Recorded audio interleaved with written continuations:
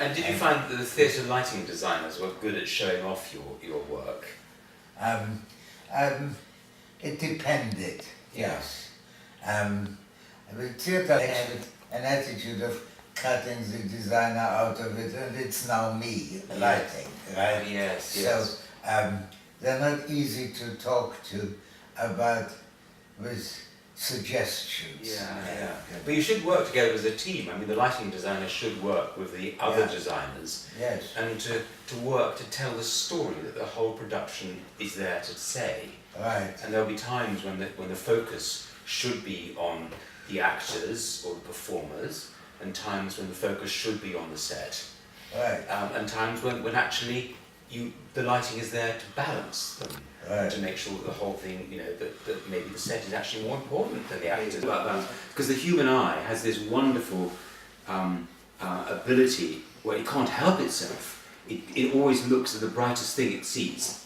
Of course. And so that's why you can use that to make a hierarchy. Yeah, and it's wonderful because then you can actually direct the view of the visitors to look at what you want, what the design team wants first. Yes. And then once they've looked at that, then their eyes will move around and look at the other things. I mean, I know some lighting designers who are quite, in the theatre, who are quite obviously better than others. Yes. Right?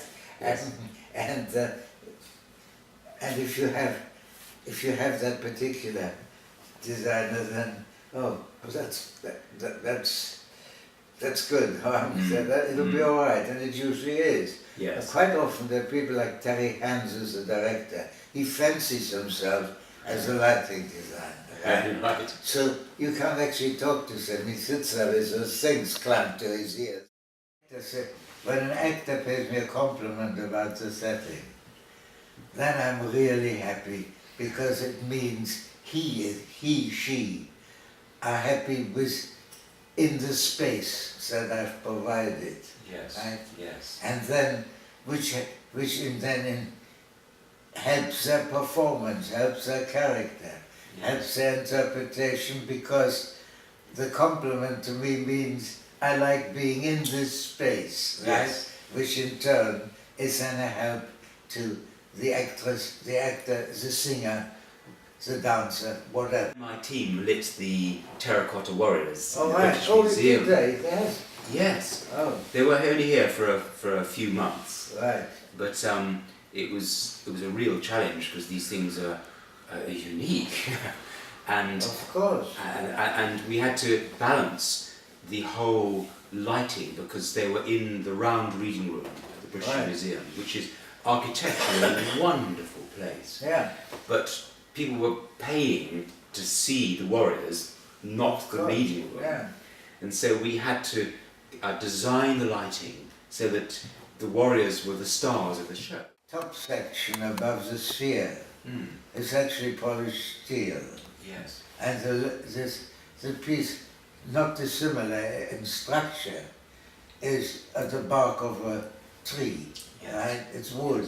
Yes. So, lighting-wise, you might be able to achieve this look of quality between the highlights on the steel and the opposite look at the section below. What I love about your piece, Ralph, is the variety of textures, and the lighting you can choose with the lighting which to show off.